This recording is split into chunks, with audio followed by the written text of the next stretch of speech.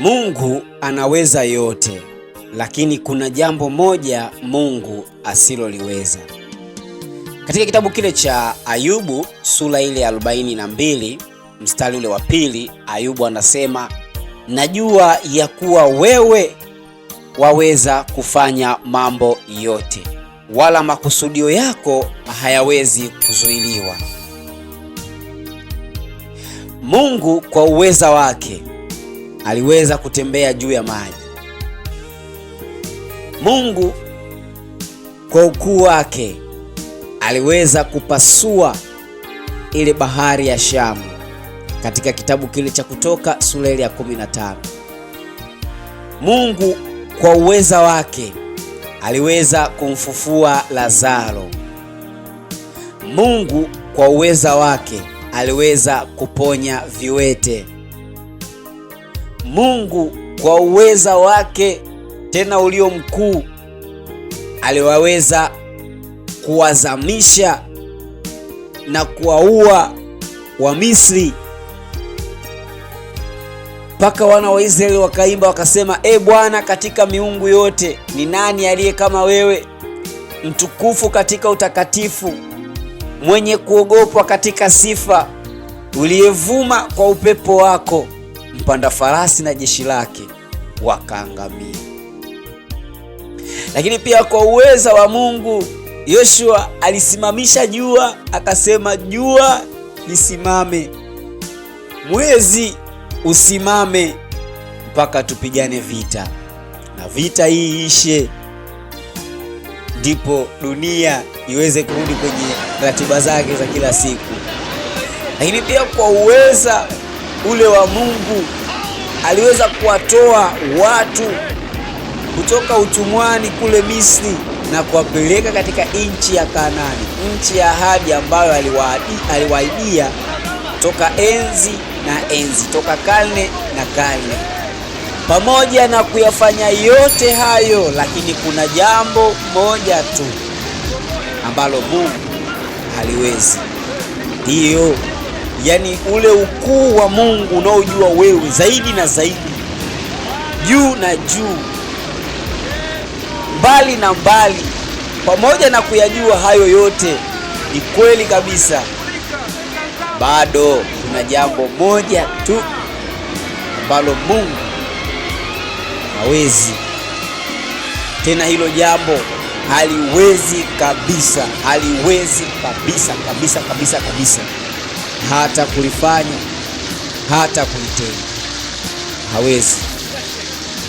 Hiyo ni kweli, liko jambo moja ambalo Mungu haliwezi. Pamoja na Mungu kuumba dunia, pamoja na Mungu kuifanya bahari, kuiwekea mipaka, pamoja na kulifanya anga, kuiwekea nguzo, tena nguzo zilizo hodari, pamoja na Mungu kuwafanya malaika zake kuwa pepo, pamoja na Mungu kumuumba mwanadamu, pamoja na Mungu kuyafanya yote unayoyajua, lakini liko jambo moja tu ambalo Mungu haliwezi. Tena hawezi, narudia tena, hawezi kulifanya. Na jambo hilo ni Mungu kusema uongo. Yes, ni Mungu kusema uongo. Katika kitabu kile cha Tito sura ile ya 1 mstari ule wa 2, neno la Mungu linasema, katika tumaini la uzima wa milele ambao Mungu asiyeweza kusema uongo aliwaahidi zamani za kale. Yes, Mungu hawezi. Tena nasema hawezi kusema uongo, hawezi kudanganya. Neno lake ni ndio, na ndio yake ni kweli, na kweli yake ndio tulionayo sisi, tunaishi nayo. Ndio maana Biblia ikasema, tazama, ninamtuma mjumbe wao mbele yako atakayetengeneza njia. Na yule mjumbe akamshuhudia akasema, tazama, mwana-kondoo wa Mungu aichukuaye dhambi ya ulimwengu. Akasema, tazama, mwana-kondoo wa Mungu aichukuaye dhambi ya ulimwengu.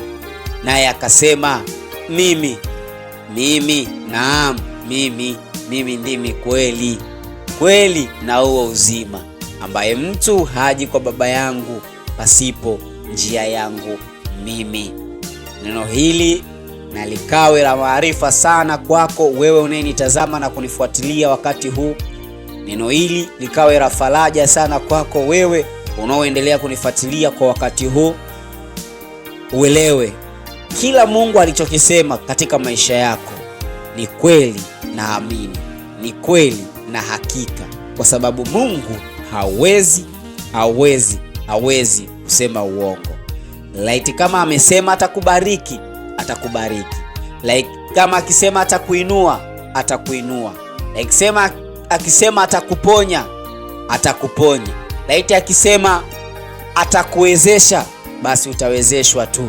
Like akisema kwamba atakupigania, lazima akupiganie, kwa sababu hawezi acha kukupigania, kwa sababu alikuahidi, naye hawezi kusema uongo. Hivyo lazima atakupigania, hivyo lazima atakutetea, hivyo lazima atakubariki. Hakika Bwana amefufuka. Hosti wako Mfarisayo hapa katika saa na hekima ya neno lenye ufahamu na maarifa. Hakika mimi binafsi kikombe changu kimefurika, na siku zote yule asikiaye ndiye mwenye kufahamu. Nami nasema asikiaye na afahamu. Asante sana, mpaka wakati mwingine. Kwa nini mnafadhaika?